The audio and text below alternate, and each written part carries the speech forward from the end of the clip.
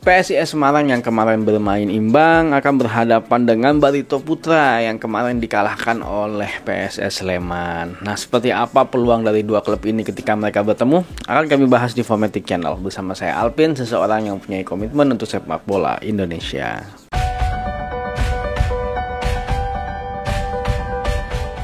Pertandingan ini akan dilaksanakan pada hari Kamis, tepatnya pada tanggal 10 Februari 2022 jam 3.15 sore waktu Indonesia Barat. Buat kalian fans PSIS dan juga fans Barito Putra, dicatat waktunya, jangan sampai ketinggalan. Kalau kita melihat performa di 5 pertandingan mereka terakhir, PSIS Semarang berhasil menang 1 kali, draw 3 kali, dan kalah sebanyak 1 kali.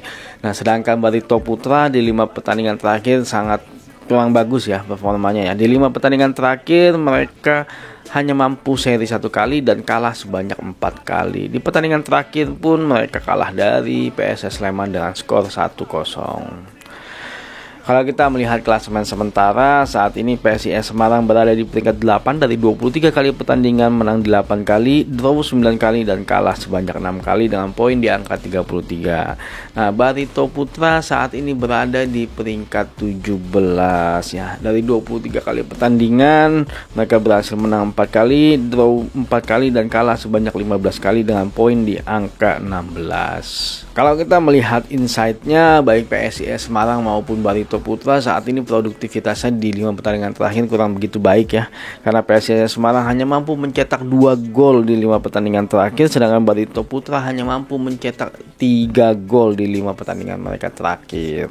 Kalau kita melihat head to head yang tercatat di Footmob, PSIS Semarang tuh berhasil menang 2 kali dari Barito Putra, mereka draw 1 kali, dan Barito Putra berhasil menang 2 kali dari PSIS Semarang. Nah, di pertemuan terakhir PSIS Semarang berhasil unggul 1-0 dari Barito Putra. Kalau kita melihat statistik sampai dengan saat ini dalam hal gol per pertandingan, PSIS Semarang angkanya lumayan, yaitu di atas 1, yaitu di angka 1,04 gol per pertandingan.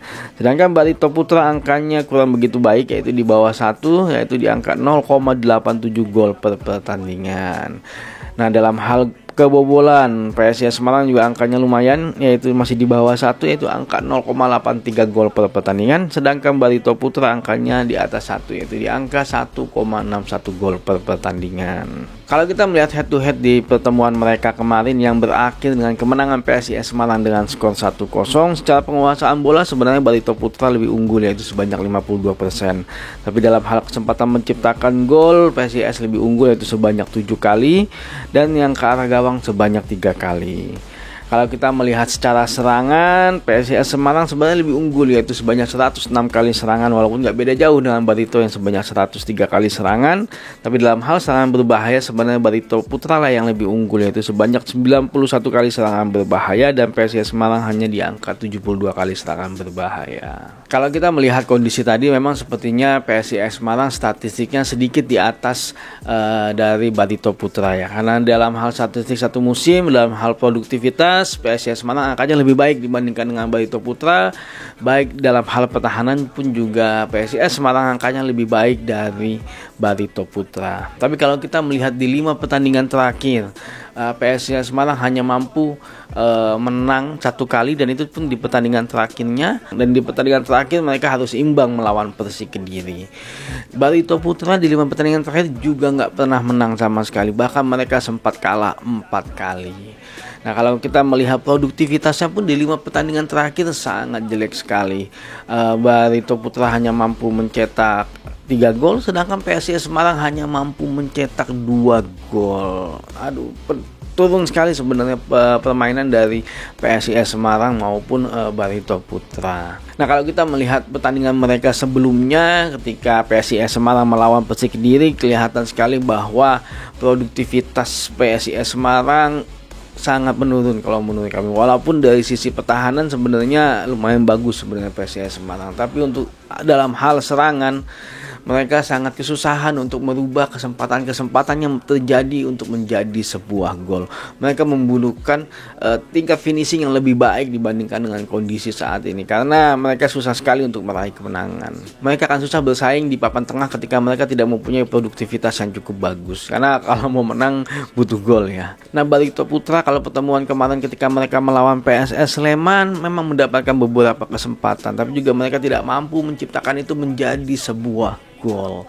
Tapi dalam sisi lini pertahanan justru mereka kehilangan konsentrasi dan mereka akhirnya kecolongan, dan PSS Sleman berhasil menciptakan sebuah gol yang akhirnya dimenangkan oleh PSS Sleman pertandingan kali ini. Ya, banyak PR yang harus dibenahi oleh Barito Putra, padahal kemarin di paruh musim kedua mereka sempat melakukan perombakan ya, banyak pemain-pemain baru yang datang, tapi sepertinya itu kurang bisa mengangkat prestasi Barito Putra kali ini.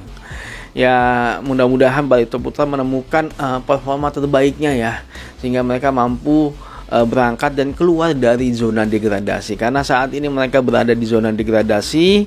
Ya, pertandingan juga sebentar lagi liga akan selesai, tinggal beberapa pertandingan lagi. Mereka harus segera memperbaiki kondisinya jika tidak ingin degradasi ke Liga 2 dan tetap berada di Liga 1. Nah, balik lagi ke pertandingan antara Barito Putra melawan PSIS Semarang. Kalau menurut kami pertandingan kali ini akan berakhir imbang.